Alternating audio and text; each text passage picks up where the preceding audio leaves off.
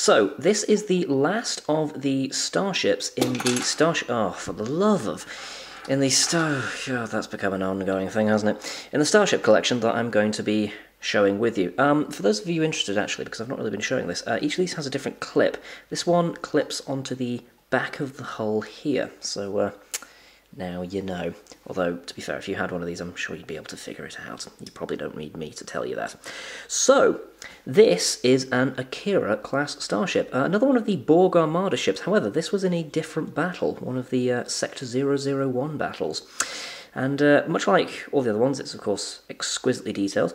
I didn't actually know, reading up about this ship, how big it was. And I suppose the windows here actually give you some idea of the scale. Apparently this is not a million miles off of the Galaxy-class ship. I mean, it's still a little bit smaller, but, you know, it's bigger than I thought it would be. I thought this would be sort of like Voyager size, you know, quite weedy in its own little way. So, what we've got here, from the top, you have a traditional saucer design, with a sort of like a block shape around it. It's almost kind of like, it's like it's not fully circular. I don't quite know how to describe it, to be honest. We've also got the registry down here, although no name on this one. Official literature that I've been given says that this is supposed to be a model of the USS Thunderchild, which is quite an odd name, but apparently on Akira-class ships, or at least on the CGI models, because they were originally designed as background models, they didn't bother putting a name on because they didn't require that level of detail. So, a little bit about the design, first of all. They appeared in the film Star Trek First Contact, which was a very good film, actually. It's probably one of the only TNG films that was actually decent, to be cruel but fair at the same time, really.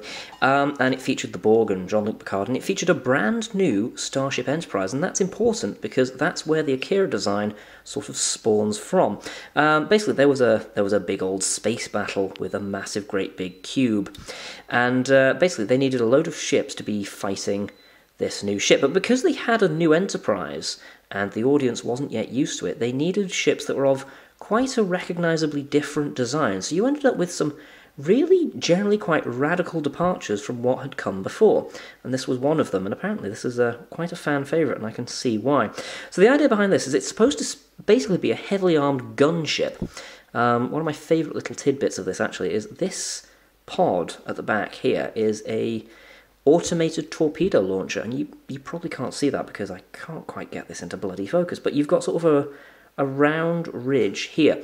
Apparently this is essentially a Gatling gun torpedo launcher, so it will fire, rotate, and just keep going. That's quite something. That would be quite scary to be on the receiving end of. Didn't stop hundreds of these getting blown up in the actual film, but still, you know, it's nice that that was there. Now that this one is, of all the ships that we've got, by far the least fragile, because it's basically one big piece of metal, which is really good. It feels really sturdy in the hand, and to get onto the detailing as well, the detailing is, again, fantastic. You can probably see as I'm turning this around, you've got all of your little paint details here, so your little decals for the Federation, and it also even has, in very small lettering, I'm not going to try and get too close to that because this camera just will not do that, it says the United Federation of Planets just on there as well. And you've got the bridge module here. The idea behind these kind of ships as well is they have these kind of raised arches. There is a particular word for these which has absolutely escaped me for the time being. Pontoons, that was the word. And the idea being that it protects the bridge, but of course if you're getting fired at head on, then there you are. Yes, and all these little white bits are the painted escape pods. You remember we talked about the Kyushu a couple of videos ago? That's the kind of colour that they should be. So apart from that, yes, you've got the warp nacelles here, which are I believe, a unique design to this particular class of ship.